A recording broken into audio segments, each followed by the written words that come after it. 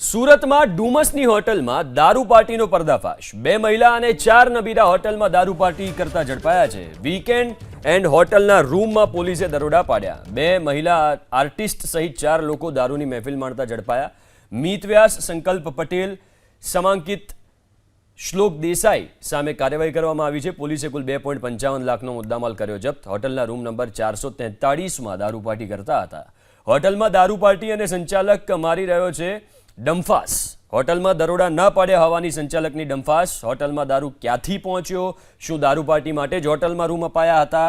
દારૂની બોટલો રૂમમાં પહોંચી જાય છે? શું હોટલ સંચાલકો ઊંઘે છે? આ તમામ સવાલો અહીંયા થઈ રહ્યા છે। તો આ દારૂ પાર્ટી સુરતમાંથી ઝડપાઈ છે, પણ જ્યારે એ હોટલનો જે મેનેજર હતો એની જોડે વાત કરવામાં આવી તો એ ડંફાસ મારતો હતો। જ્યારે એને પૂછવામાં આવ્યું કે અહીંયા રેડ કરવામાં આવી છે તો એ માનતો ન હતો।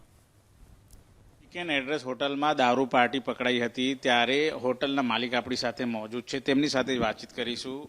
શું ઘટના બની? ગઈકાલે એક ઘટના બની હતી।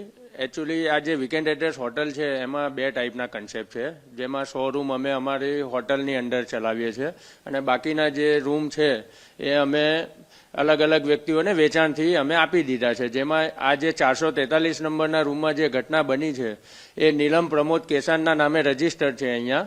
હવે એ લોકોના મહેમાન કોણ આવે છે, કોણ નથી આવતા, એ અમને કંઈ એવી જાણકારી હોતી નથી। અંદર શું ચાલી રહ્યું છે એવી અમને કંઈ જાણકારી હોતી નથી। કાલે જ્યારે અહીંયા પોલીસ આવી ત્યારે અમે એમને પૂરો સહકાર આપ્યો અને પોલીસે રૂમમાં ચકાસણી કરતા 4 યુવક અને 2 યુવતી ઝડપાયા હતા, જેમાં દારૂ જેવી પણ સામગ્રી અંદર મળી છે। પણ આ જે રૂમ છે 443 નંબર, એની સમગ્ર જવાબદારી નીલમ પ્રમોદ કેસાનના નામે જે રજીસ્ટર છે એના ઉપર આવે છે। એમાં અમારા વીકેન્ડ એડ્રેસ હોટલનો કોઈ રોલ નથી। કઈ રીતે આઈડી પાસવર્ડ છે જનરેટ થયેલો હોય છે? રૂમ કઈ રીતે ખોલતા હોય છે ડાયરેક્ટ આવીને?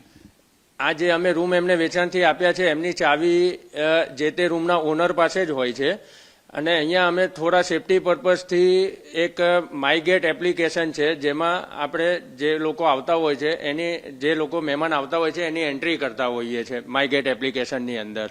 હવે આ જે કાલે ઘટના બની એમાં એવું હતું કે આ 443 નંબરનો રૂમ નીલમ પ્રમોદ કેસાને કોઈ અન્ય વ્યક્તિને ભાડે આપેલો હતો, જે એપ્રિલ મહિનામાં એમનો ભાડા કરાર કેન્સલ થવાથી ગઈકાલે એમણે કોઈ બીજા રૂમનો આઈડી પાસવર્ડ જનરેટ કર્યો અને આ લોકોને 443 નંબરના રૂમમાં એમણે એન્ટ્રી આપી, જે એકદમ ખોટી રીત છે એમની।